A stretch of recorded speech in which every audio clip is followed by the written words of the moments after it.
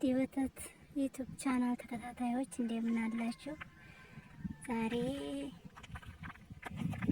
የሳውዲን በረሃ አሳያችኋለሁ።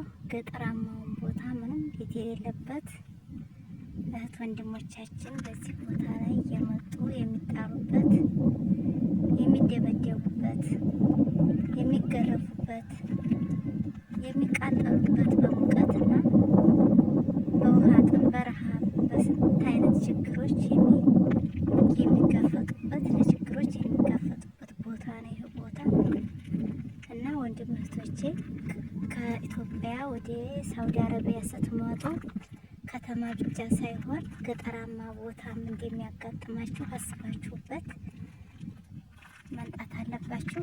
ካሰባችሁበት ምንም ማለት ነው። ወንድም እህቶቻችን እዚህ ላይ ነው የሚደበደቡት፣ እዚህ ነው የሚገረፉት።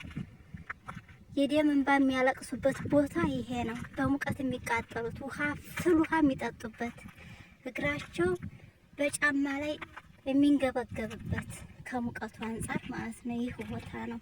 ወንድሞች አስቡበት እባካችሁ። ደላሎች ራሱ ስትለቁ ሰራተኞችን ስትለቁ ደህና ቦታ ታልተገጠማቸው ብትቀይሯቸው ምን አለ? ስልክ ብታነሱ ምን አለ? ምንድነው ለእናንተ የሚጎዳችሁ ነገር ምንድነው? አረባካችሁ እስቲ እንተዛዘን። እኛው ኢትዮጵያኖች እኛው እርስ በርሳችን ካልተዛዘን በቃ ሌላ ሀገር ዜጋ ሊረዳን አይችልም፣ ሊያግዘን አይችልም። በህገ ወጥ መንገድ ከሆነ የምትመጡት ይኸው እዚች ጋር ነች ቤት ያለች። እንግዲህ እዚች አካባቢ ጋር ቤት አለች። ሌላ ቦታ ምንም ነገር የለም። ሜዲያ ነው አጠቃላይ ማለት ነው። እና ባካችሁ አስቡበት። እውነት እዚህ ላይ በዚህ በሐሩር በዚህ በሙቀት በዚህ ጥር ባለ ሜዲያ ላይ ፍየል ጠብቃችሁ፣ በር ጠብቃችሁ፣ ግመል ጠብቃችሁ ብር የምታገኙ እህት ወንድሞቼ በጣም አደንቃችኋለሁ። ታላደንቃችሁ በጣም አድናቂያችሁ ነው።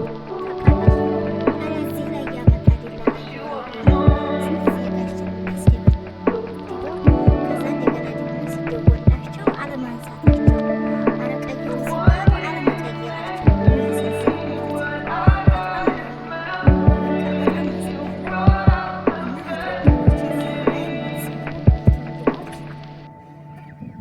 በጣም